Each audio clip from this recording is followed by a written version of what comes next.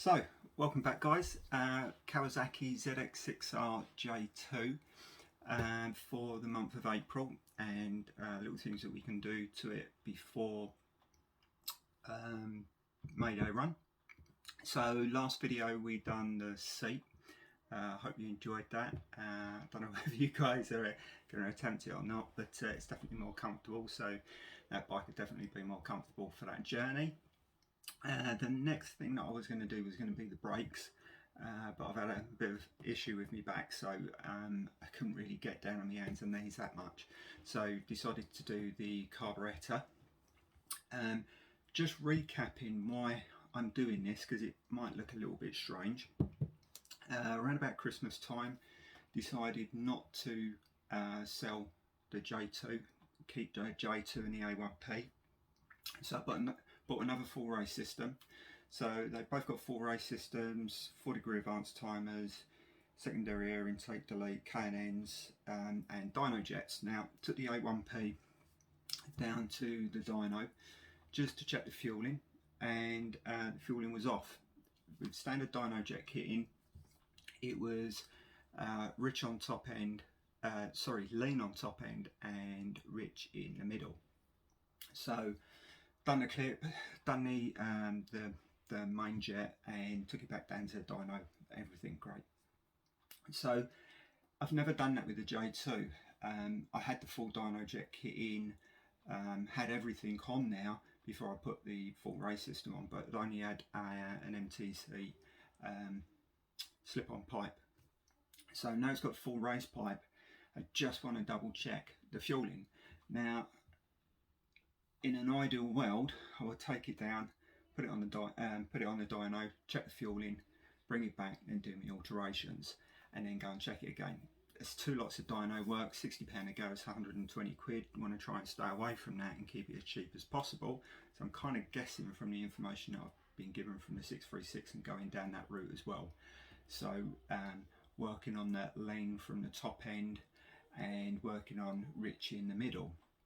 Now, because well, you must be able to contact Dynojet and buy their standard main jets, just their main jets. I went across to basically the clean jets. No real difference as far as the holes and the way in which they calculate the holes. So you'll see that the Dynojet that I've got in there is a 132, but the clean jet that I'm putting in there are 160s and 175.5. So yeah, if you're doing installing a Dynojet, this should be helpful. If I go too slow, I do apologise. Haven't done it for a while. As I say, I'm struggling as well. Plus also, it's really hard trying to actually do something, talk about it and film it. I've just found that it's taken me absolute ages. So and I didn't want to cut it too much, because if you're new to it, I didn't want to lose something out. So I've ended up having to do this, or I'm going to have to do this in 2 parts. So this video is taking the carburetor off, putting the main jets in, changing the clips, also talking a bit about it, and putting the carbs back in. That's it.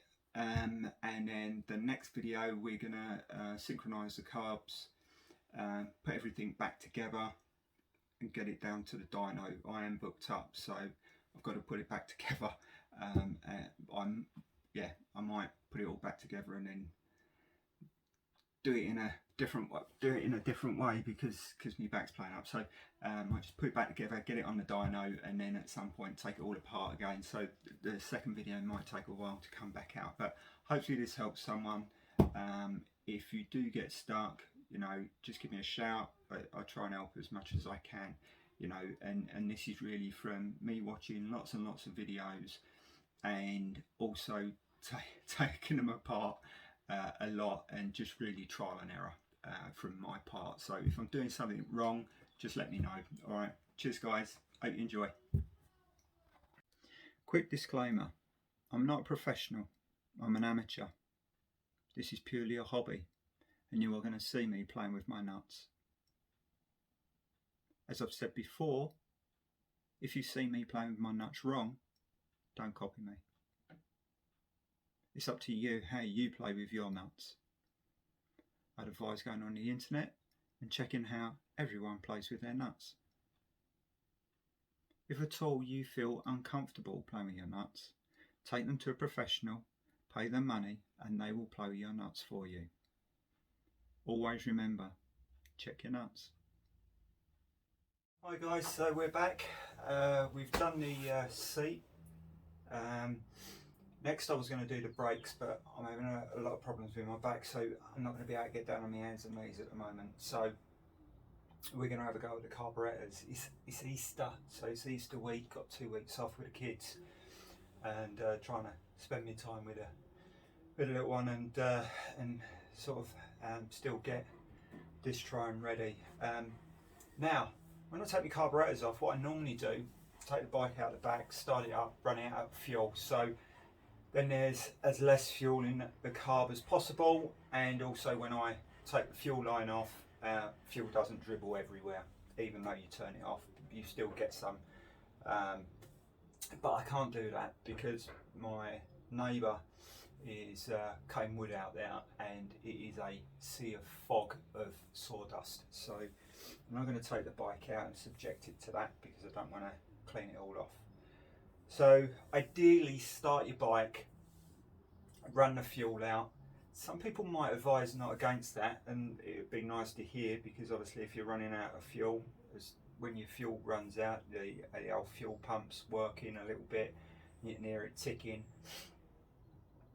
I don't 100% know. As I said, I am a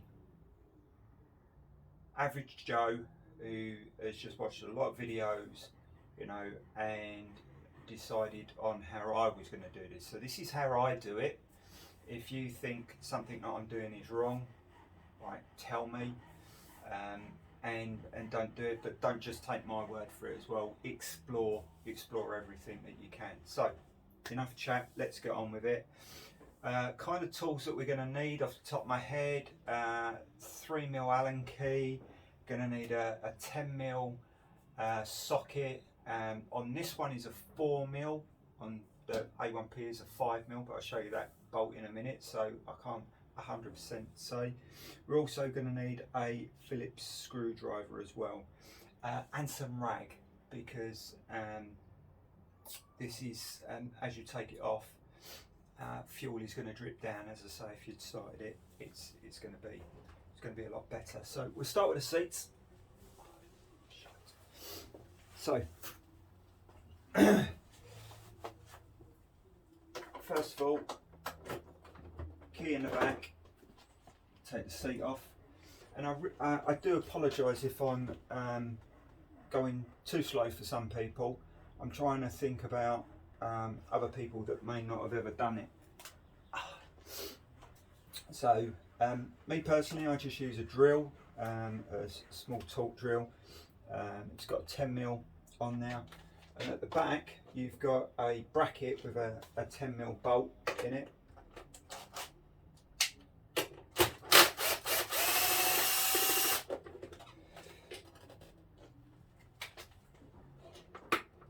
Bracket slides back. I normally just dump my stuff inside there. Once you've got that off, that takes the rear seat off.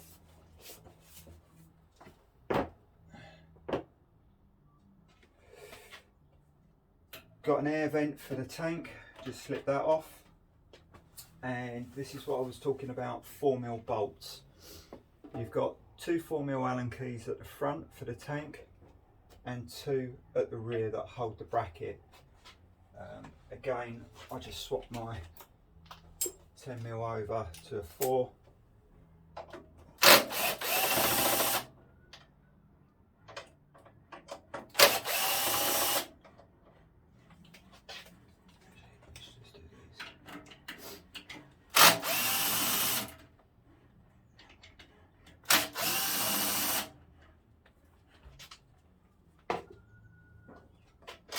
So this is the bracket that you're looking for at the back with the 2 bolts.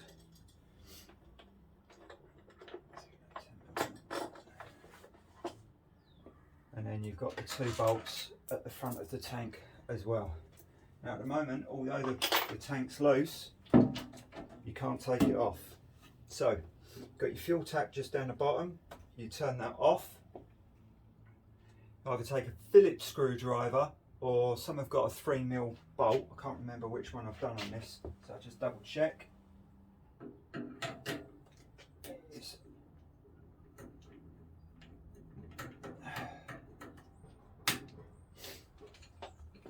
So all you do is just unscrew the tap, that's that out. Now this bit's the next tricky bit, and I'm just going to pause for a second and bring the camera in. You need a pair of pliers for this part, so just cut, let's zoom in.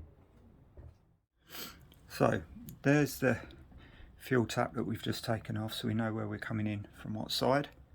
And as we come round, can I get my finger around the back to show you? Let's just steady that, sorry guys. So this bit here, this plastic bit, is your fuel filter, and this clip here is a clip that we want to get off, and you literally just get a pair of pliers over there, pull that back, and then this fuel pipe comes off. So we've just basically grabbed hold of this with our pair of pliers and slid that back. Now sometimes that pipe can be a little bit funny about coming off. So what I personally do is I always get a screwdriver, see if I can get that in, with a plastic bit, and I put it in between the frame of the tank and the between the frame and the tank, and just get it behind. Now let me just double check.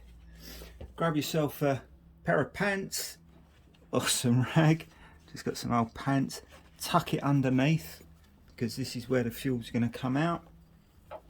And then what I do is I just break the seal on that, and then let me just stick my glove on.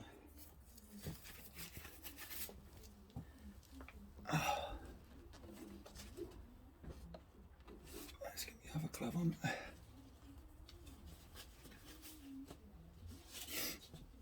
I wanted to make sure you guys could actually see what I was doing, and then just slide.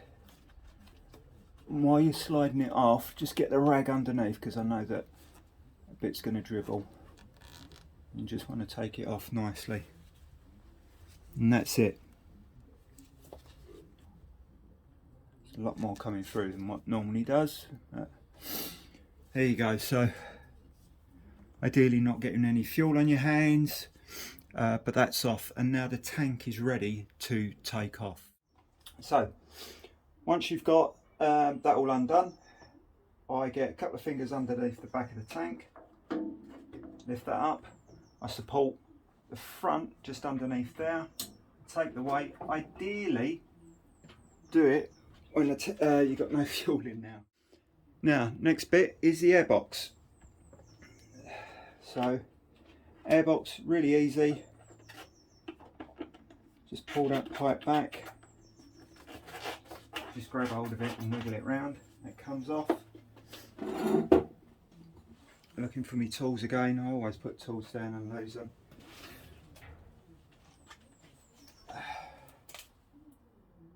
This is where this drill really comes in handy for this.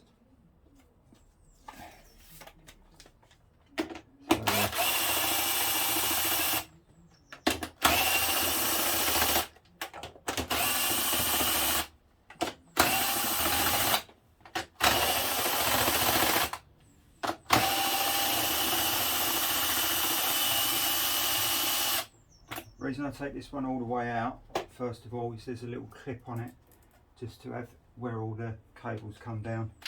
Once I move that clip out of the way, just put it back in, and in the middle.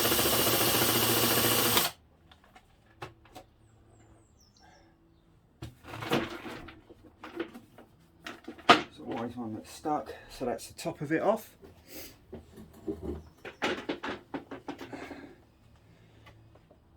Next bit, you've got 2 bolts just here.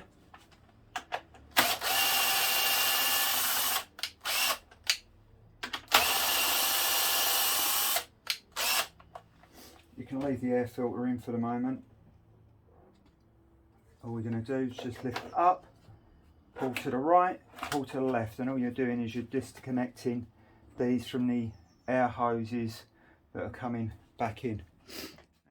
Next, for the carburetor, we've got our 2 pipes here. Just be careful as you pull these.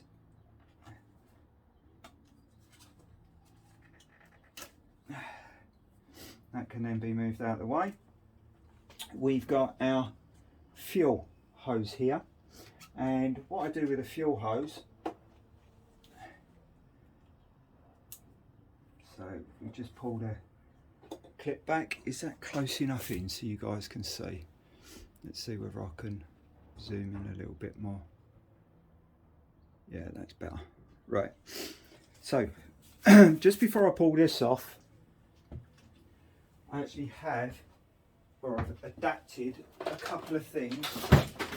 I'm just going to my toolbox, just bear with me. We're cut and I'll come back to you. So I was just saying that I adapted a couple of things for when I take the carburetor off, because I was taking the carburetor off quite a lot.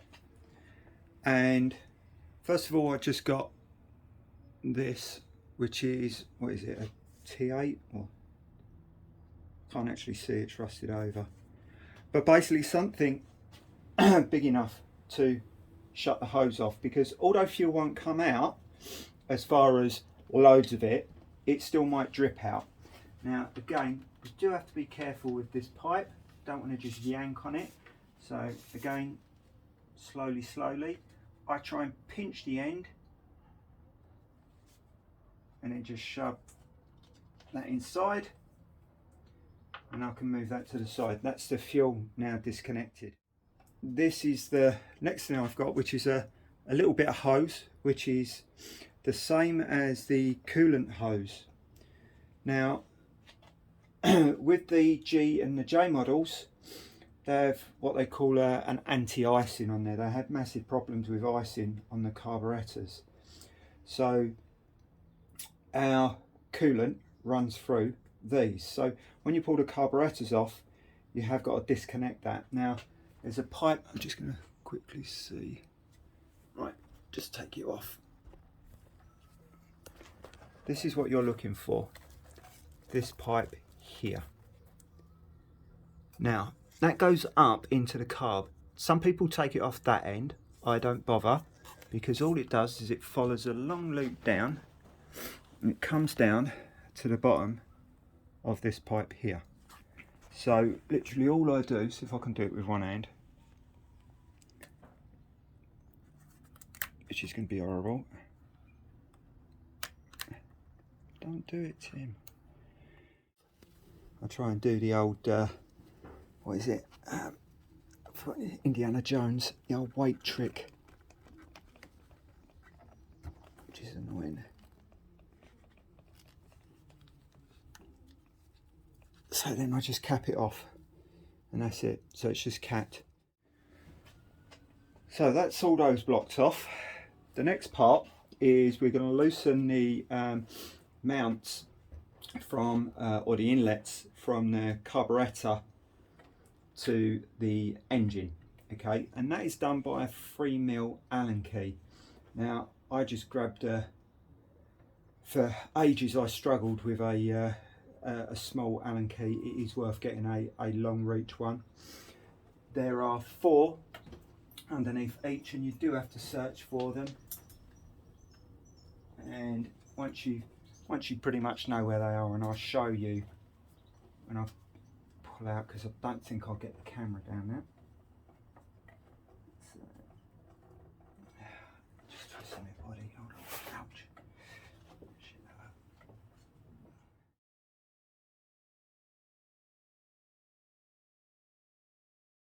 Sometimes you can just ease the carbs back slightly, don't pull on them too much, just to see where those bolts are, and and as I say, they're 3mm Allen bolts, and once I take this off, you'll get an idea of what they look like. So take that out, that's them all done. Just gonna, that's already off. The next thing now is the throttle cables. So just going to come round to that side with a 10mm. This is, I've found, the quickest way to take my throttle cables off. Some people might have a different way, I'm unsure. The carburetors will now slide off, okay, or come off. So all you literally do is just pull them back, and that's them, they're off. So the only thing now attaching it, you've got your throttle cables and you've got your choke cable as well. Choke cable is just at the front. Let me just see if we can see that. It's just at the front. All you do is pull it back and pull it out of its clip, like so. That's that. And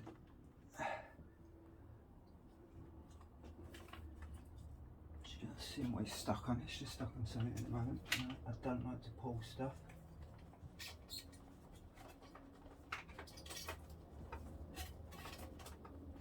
So where I was just pulling it, just over on the right hand side, completely forgot. So you've got your TPMS, I think it's TPMS valve or monitor or whatever. It's just literally a plug just on the side, and just pull that off. There's 2 more to go. Ah, that's what's doing it, and it always catches me out. Always forget. Just at the bottom, I'm going to ease the camera down. You see where your idle screw is? Push that up, clips it out. That then releases it on this side. So yeah, there you go. I haven't done it for a long time, so there you go. That's all out. Now, what we've got next, obviously this isn't the nicest. I never got round to finishing it off after I've just done a domino, because I was changing the different lengths and making sure that it was absolutely accurate. We've got, oh, where did I put that? We've got our 10mm. I put that on this bolt here, which goes right the way through.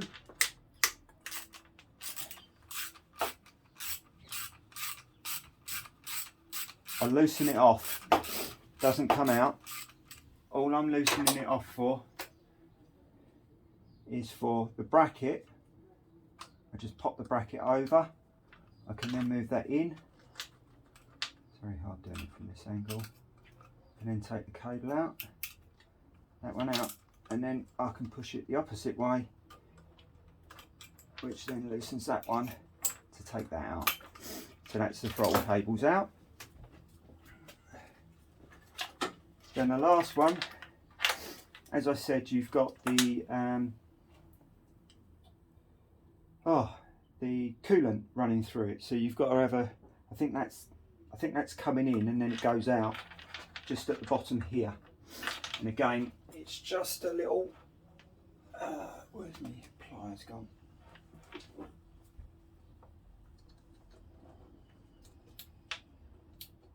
Just a little clip underneath. These ones are quite old, I should replace them really. Once that's off, then just wiggle the tube off. That doesn't normally leak at all, he says while it's dripping. Now, before I just pull that carburetor off now, I'm just going to move the camera, so we're just cut for a second. So everything's been undone. All we're going to do is just get hold of the carbs and just slowly pull them up. What we're guiding through is this other pipe that's just dripping a little bit with the old coolant. Now, be careful to hold them upright, because if you tilt them forward, all of the fuel is going to want to come out of these 2 parts here. Okay, so before I put it down, I'm just going to take this outside and just turn it over and just empty all of the fuel. I'd advise getting a cloth or something and putting that over the inlets in now. And these bolts here were the ones that we were trying to get to underneath with the 3mm Allen key, and they're normally pointed in that direction, to this way and to this way. Okay, now as you see on mine, yours may not be blocked off. You'll have, I'm trying to remember, these two go into a dual connection and then they go through. This is my heated grips, so let's just get them out of the way, this out of the way, and then they go back into a unit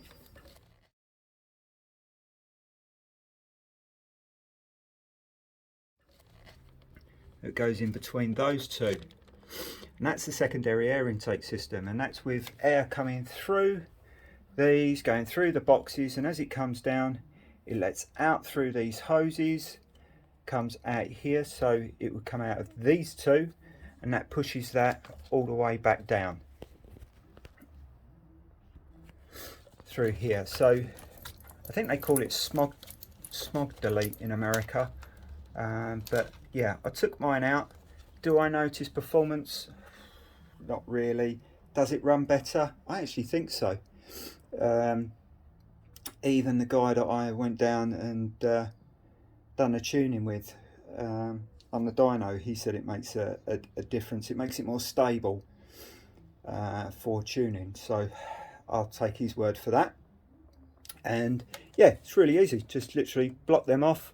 All I've done is got a I've got what they're called now, the old calipers with the measurements over the tops, and bought plugs, and then just used those caps.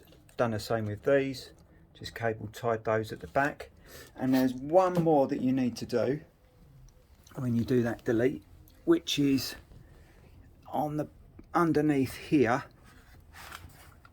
just there. Okay, so that's if you want to do your smog delete. So that's another thing. So right, I've had enough for today. I'm done. So I will be back. Cheers everyone. So we're back, and the first bit I'm going to do, you don't actually need to do this, and the only reason I'm going to do it is because when I put my carbs back on, and what I'd advise you to put when you put your carbs back on, I'd always advise them being balanced. As soon as you touch them or move them, I always find that the balance screws always go out. Now, when I show you how to balance it, when I put it back on, we actually need to look down this part in between here. So we end up having to look down here, and it's really hard. So what I'm going to do to make it easier is I'm just going to take this plastic part off at the top. So it's just easier now when I go to balance the bike or balance the carbs down here. Let's get a screwdriver. These screws here in there, which you come from underneath this way. 1, 2, 3. They're the screws that you need to balance. Now, a lot of people think when they've taken that off, you've got this jet here, and a lot of people take that jet out and change their main jet that way. That is not your main jet. Can't remember what jet it's called. Someone I'm sure let us know, but don't touch it. That's not the jet that you need. We need to get into the top here to get to our needles, and into the bottom to go to our main jets.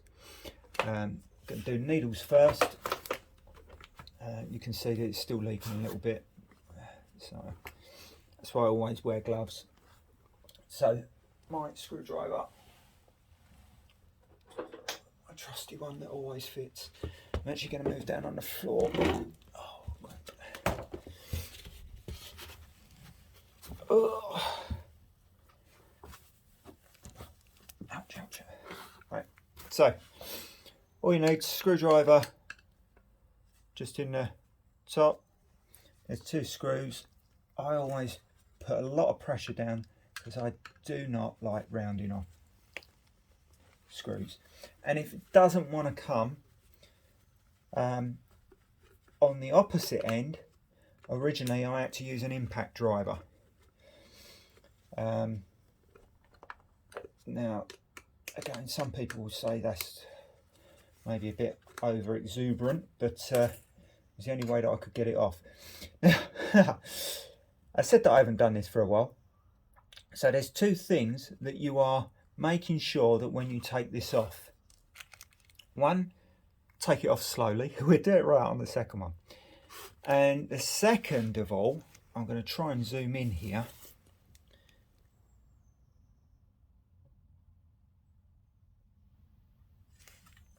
Now, there's a little rubber O-ring there. It should be there. Sometimes it sticks onto the cap and falls off. If you try and do this inside the bike, I've had them fall off and then you have to search for them. So just be careful when you're taking that off, like I wasn't. So let's just do this one. I'll show you this one. So put your finger on top. I said I haven't done it for a while, so there you go.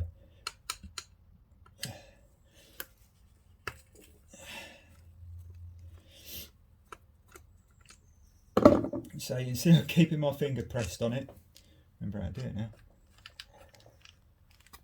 And just lightly come off so the spring doesn't go everywhere. And again, making sure that that is there. Now, I am aware of these. These are the original rubbers. I can't remember what they're called. So I'm just going to pull one out and show you what I'm talking about. So we go out first and then we go back in. There we go. So this is the spring, and these come with the Dynojet system, or you have the standard ones. I went back to my standard ones. I didn't like the way in which the Dynojet springs were working. From going on to the dyno, we didn't like those at all. So I need to check. I have to double check and see which one's what. Once we've got that, my trusty, oh crap. Right, just going to pause for a second because I've misplaced my set of pliers. Oh, there's another set over here. These are not the ideal ones, so, but they just go down inside and you can pull that out. It's loose now, so, and the slider just comes out. We'll do one at a time, so I'll move that back. Right, again, I'm just going to change the view and change my position because I'm really uncomfortable. I've started cramping up, and get a decent set of pliers because they're bloody horrible. So we've taken out our rubber, and inside, on the opposite side, we've got our needle. Inside we've got like a little plastic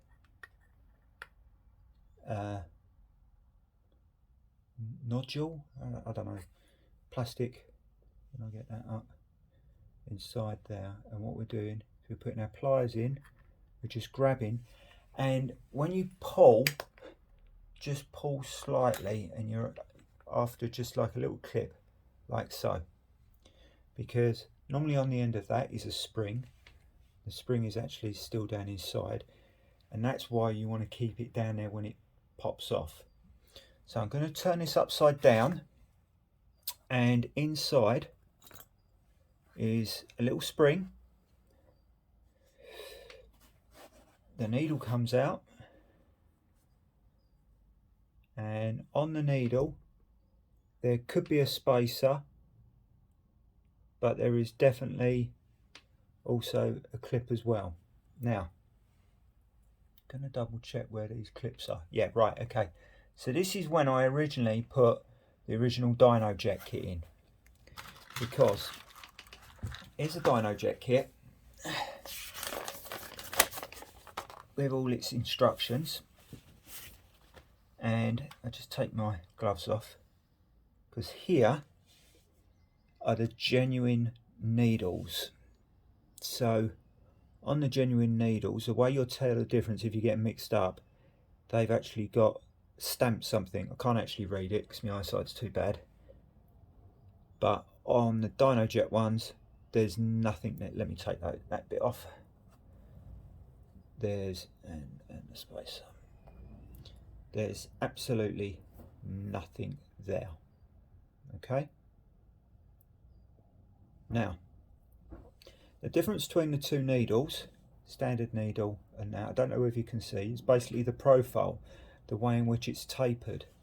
Because if I get one of these main jets out, which is here, that's a Dynojet one, but it's irrelevant.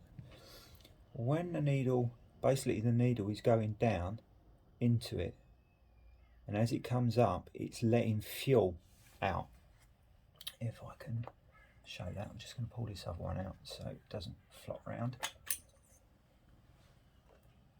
because if we look down inside, that's where the needle goes in. So it's going into the main jet, which is underneath the opposite side. Right, so it's all about taper. Now, the taper of the Dynojet for me is better. However, that is the only part that I keep of the Dynojet. The actual Dynojets themselves I've found not rich enough. That's just me. Maybe they're working for other people. As I say, I've put it all in and it's running absolutely fine, but when I put them on a dyno, I noticed the drops. Now, they will tell you in the Dynojet kit, like the standard jets that you've taken out, like the standard needles that you've taken out, it will say,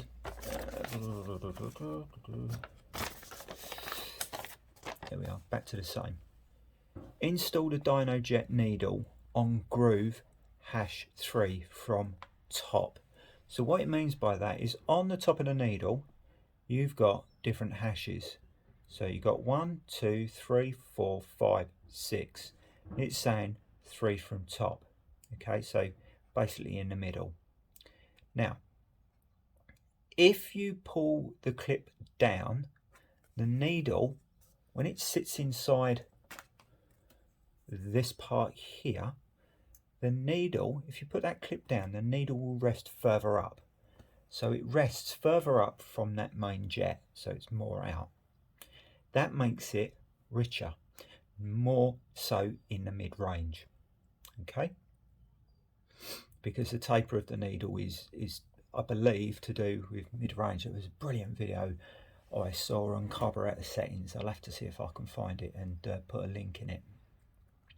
If you obviously want it leaner, which is what I've done with my 636, I moved the clip by 1, and you can use a spacer, so it's 1.5, because with inside these clips, if you put a spacer underneath, that's raising it slightly rather than moving a clip. So people who didn't have clips before, back in the 90s, they just used to space them up and space them down.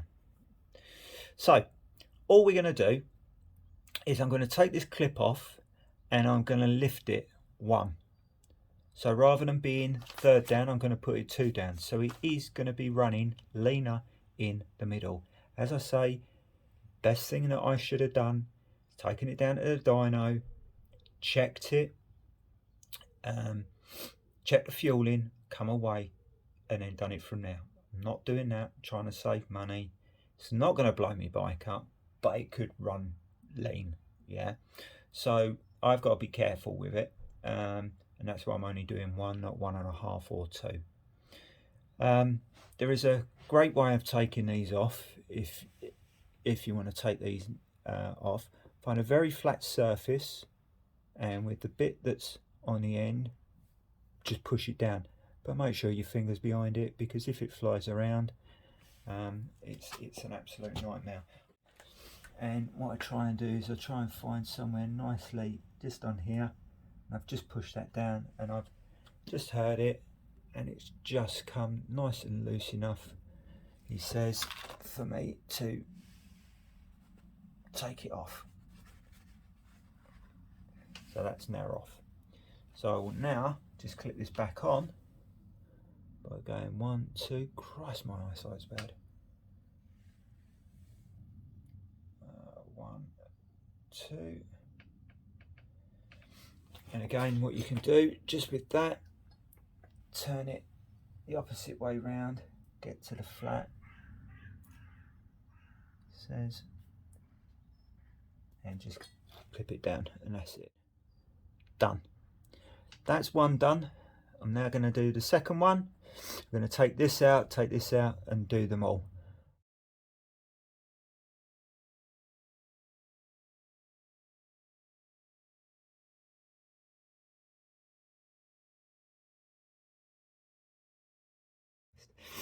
So, moved it to clip number 2. We've got the plastic spacer that we're going to put up inside. We've got then the normal big spacer that would go on the top, or the, okay. Now, best way to do this, I get my nails and pick it up from like so everything's on. I pick up my rubber cylinder, I don't know what the bloody hell they're called, I've forgotten, and there's obviously a little hole through there which it came through, the one in the middle. We're going to put that back up through the middle, he says. As soon as it comes through the middle, I grab hold of the middle, I turn it upside down and let go, and then I can pull that all the way through.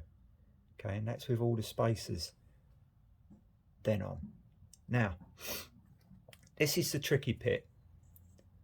You've got this little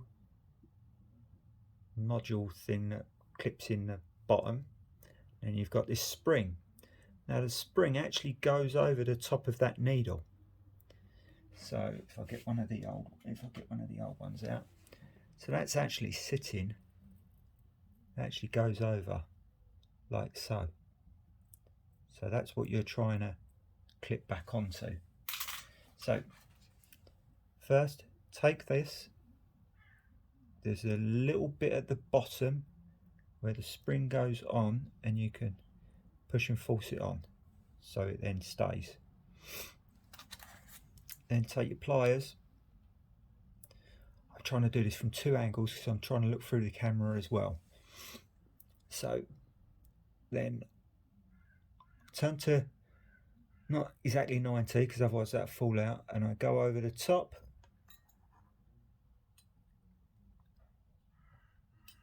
and as you go in, I'll see whether I can hear it. There's like a little plastic clip that you want to go over. Now what I do is I put my finger back over just in case it pops, and just get hold of the spring, and I don't know if you can see that. That's just moving, and that's moving on that spring to know that that's all in nicely, in a nice position. So that's all that done. Please don't tell me how bad a condition my rubber's in. I know in an ideal world I replace them. They're ridiculously expensive. Ridiculously expensive.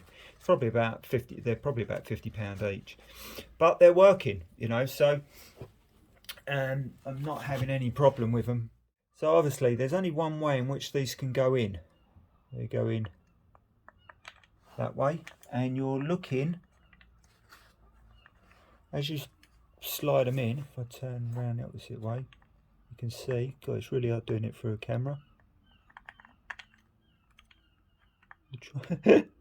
You're trying to get that back in the nozzle. Once you've done that, it has slipped that down.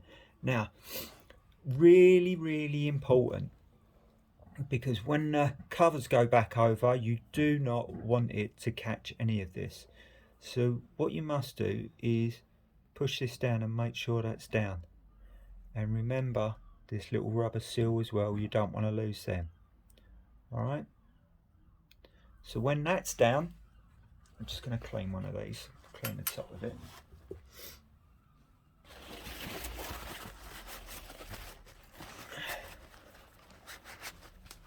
These can only go on one way as well.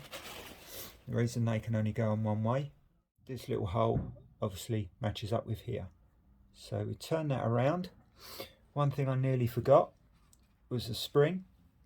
Now, this is the standard spring. This is the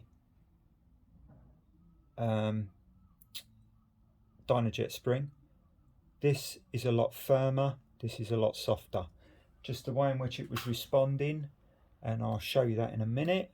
I preferred the standard ones. Literally just slides over the top. What we're doing is this part needs to go in the middle of that spring. So put that over in the middle, and then that just goes over the top. And we make sure that nothing's hitting. Now I'm just quickly going to put 2 screws in. I've not done them up tight. I just wanted to show you that inside, this is what I was talking about. You want to check that they are sliding correctly. Now I've got actually a notch going on now. I've done something wrong. So I need to check what I've done. Something not going right there. Something's not sitting right. That should go up a lot further. So just going to stop. Actually, let's see what I've done. Missed the middle from looking. Nope, hit the middle.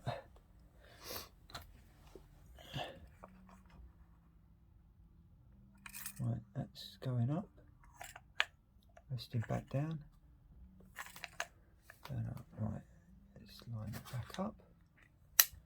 What happened there? Something was very notchy. Now, is it? Now my rubber's playing up. And they were have I caught them as I've screwed down? Something's happening in there. It's something you don't like.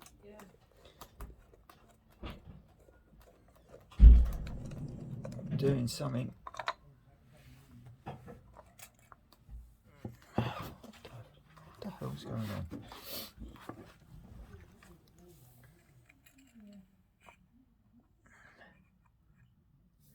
So that's where what should be happening. That should be going up in, and that should be coming up to there. That should be coming down. I'm sure that's the area in which it shouldn't completely clear that area, but it should go up quite a lot. I can feel that something's not right with it. These are not different.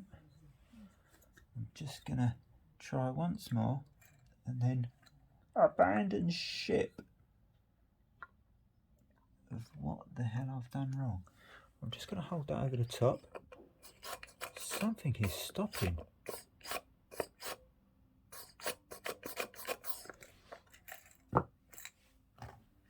Ah, there we have it. I've seen what's wrong. Just inside, it's not been clipped down properly. So it's come off. So I'm just going to pull everything out. I'm just pulling everything out at the moment. Is this a good experiment? Or is this showing I can't fucking do it? So we're back here. I'm back to putting it down. Putting it over. It might be where I've pulled them out so many times that just inside there you've got 4 little clips, and this little bugger is meant to slip down and clip in those 4. So just putting the spring back on. Let's try and do it properly this time.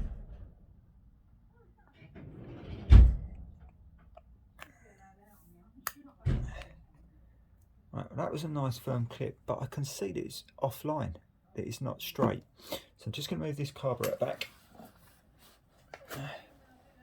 They normally sit quite flush, so I'm obviously not clipping it in properly, or one of the clips have gone on it. Let's bring the carbs back in. If not, I don't want to replace them, they're expensive, mummy.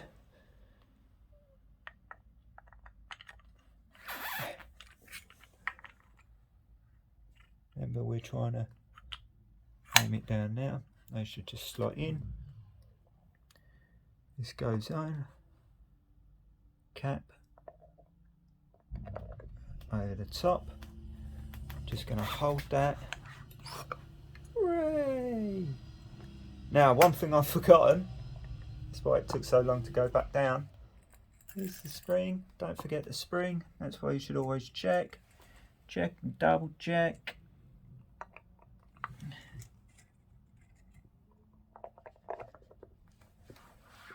Let's double check again. Yeah, let's see. Now it's all the way up. And the clip's not out. Bingo! As I said, I think if you was taking apart your carburetors, you would take off this hose and you would take off all of these hoses. I actually took off this bolt all the way through and made them individual and took every single jet or anything that could be removed out. But what I'd done is I took pictures before I took it apart so I could relay back to them.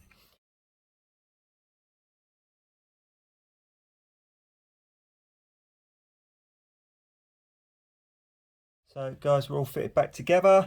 What we should have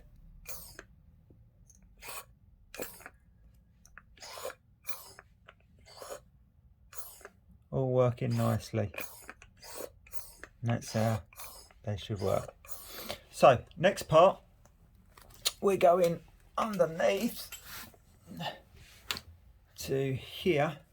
1, 2, 3. 1, 2, 3, and they're the bottoms of the carbs. Now these could be done up very tight. Sometimes I cannot get them off with a standard screwdriver, so let me see if I can. I was just checking with you. Yeah, can't move that, so I'm going to end up burring that. So impact driver seems a bit extravagant, but it's the only way that I've worked out that I can get these off. Get my persuader, make sure I'm the right way. Let's just come out. There we go. Now I keep this upright onto one and give it a tap, see whether that works. And there we go, that's one.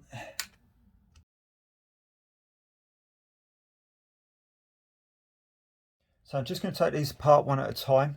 Just left this last one on. Screw on, so we take that off. And when we undo this, you've got a rubber seal. Now, if you buy a carburetor repair kit or whatever, you'll get a new one of those in now. I've never had to replace one. I like to get a bit of tissue and just clean the stuff around the side. I am quite gentle with this stuff. Well, you've got to be quite gentle with this stuff. Yeah, you've got your float bowl in now. This one here is your main jet. okay, the one directly in the middle, and make sure, I wasn't sure what screwdriver I needed, and looks like I may not have one. Let's just have a look. Make sure, as you see, that the screwdriver, you've got enough purchase. Now when you undo that, so I'm just gonna, sorry for getting my hands in the way, but I'm just gonna slightly,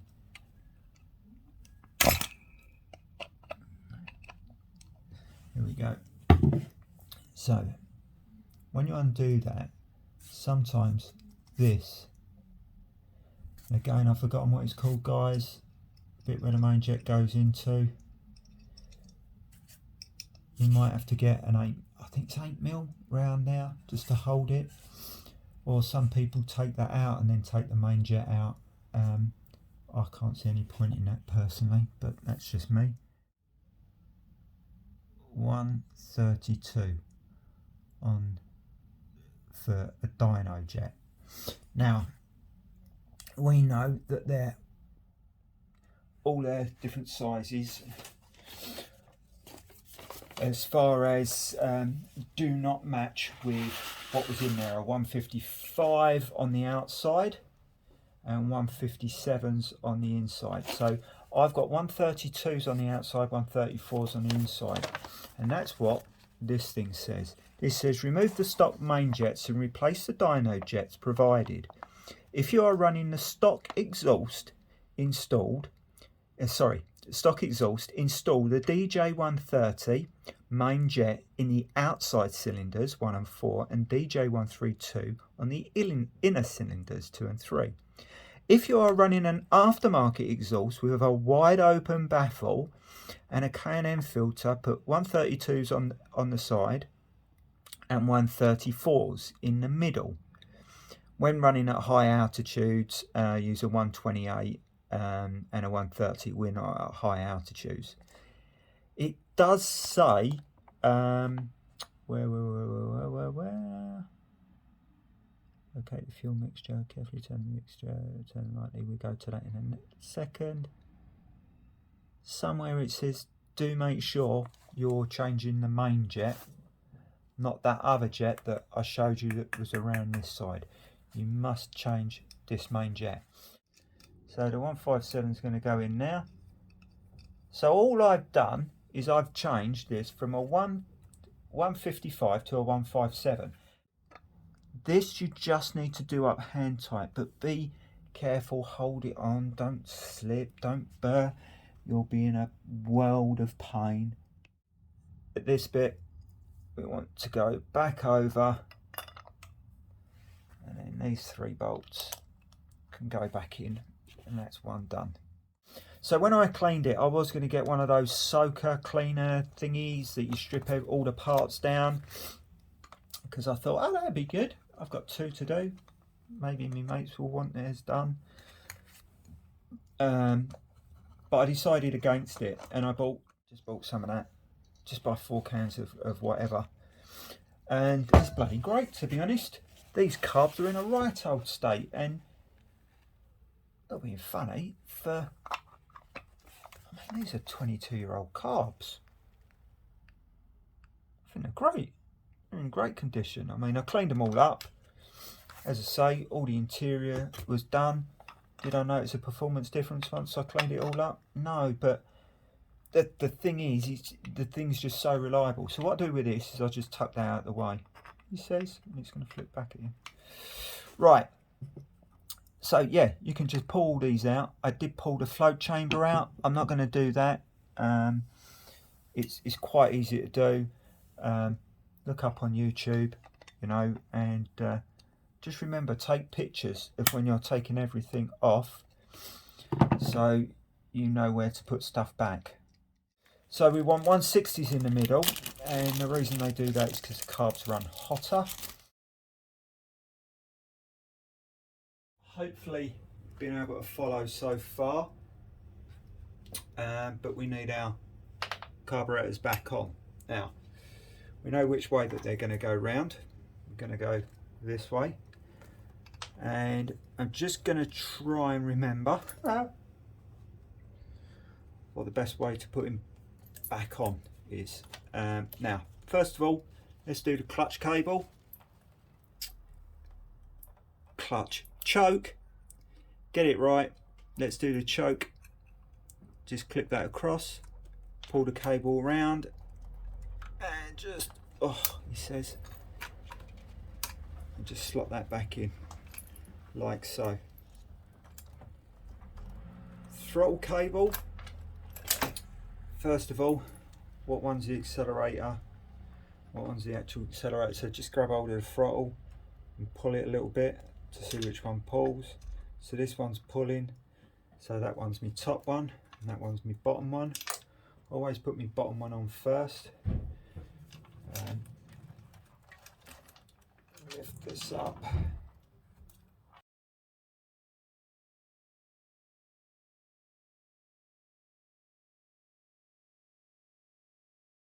Right, so just clipped all that back on, put all that back in on that side. I'm actually just going to do this bolt up and then see if I can twist it round for you so you can see. So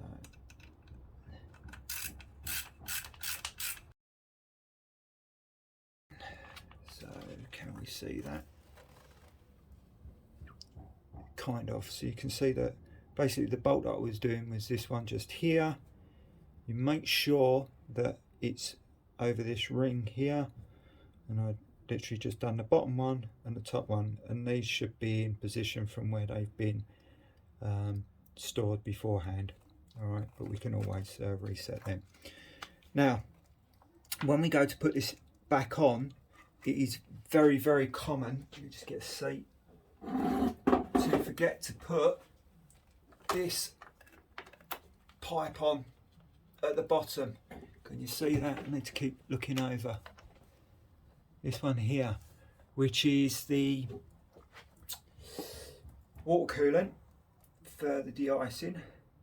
Make sure you shove that on and make sure you get that clip on, because if you don't, as soon as you start the bike up, there's going to be coolant everywhere.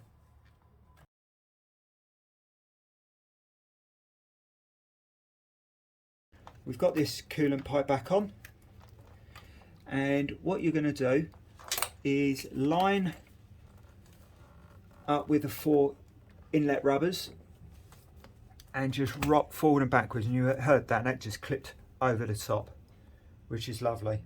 Okay, now we've got our idle, put that back through and clip that in. So we're back with a 3mm,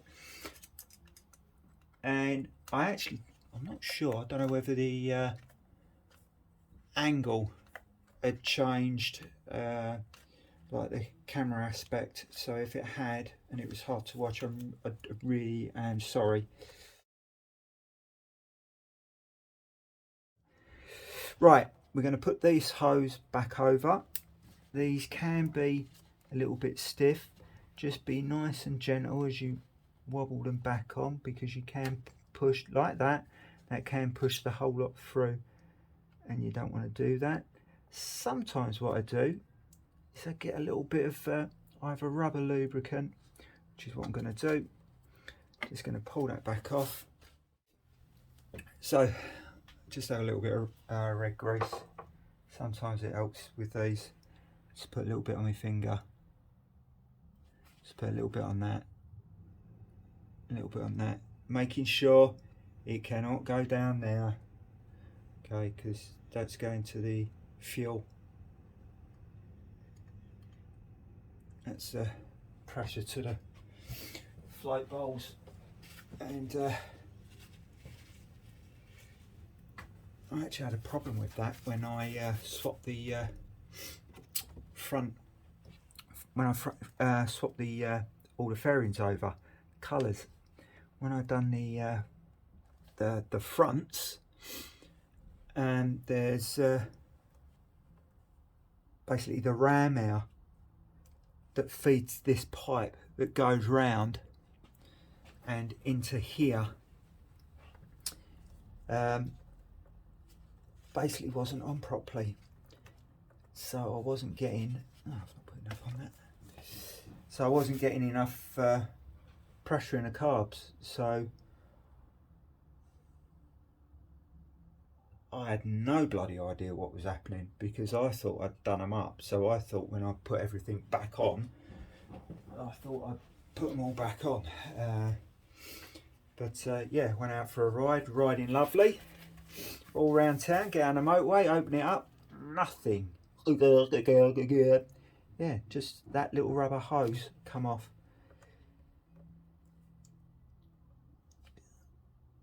There we go, right. That's then back on. We can now put our fuel back on, fuel line. So again, I'm just pinching that. You can see just some fuel out. Rub that back on. Get our little pliers. Get that back on. There we go. Now we're going to feed this nicely all the way through to come down to, and I'm going to put TPMS valve, switch, electronic doodah back on, and I'm just routing nicely this hose back down to the fuel, back down to the water pump.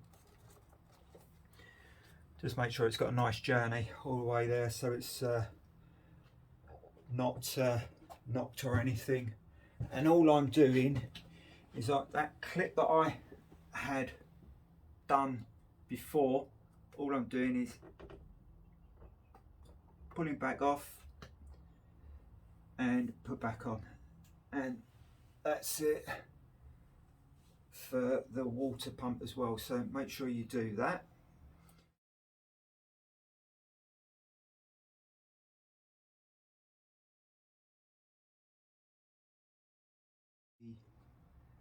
Clip back on so it's not going to go anywhere. Where are the trusty standing pliers? These are standing.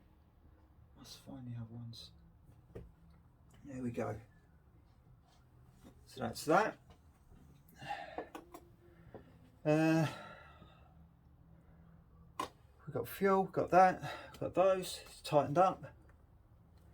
We're done to starting it back up. Hi guys, so that's it for this video. As I say, it did end a little abruptly, but yeah, it's been a while since I've done it, and then realised that pretty much all the carbs back, and we're ready to sync the carbs. So that's going to be the next video. We'll be syncing the carbs, putting all the air filter, fuel tank back on, all bike back together, and then getting it down to the dyno. And then checking our fuel, and then hopefully fuel's correct. If not, we're going to have to take it apart again and just do those little adjustments. But there you go, that's pretty much it. Hopefully it's helped someone. If you see me doing something wrong, you know, as I say, I'm a complete amateur. I've literally just a bit of trial and error, reading the workshop manual, that kind of thing. So yeah, as I say, hope you enjoyed it, and I'll see you soon. Cheers guys, and always remember, check your nuts.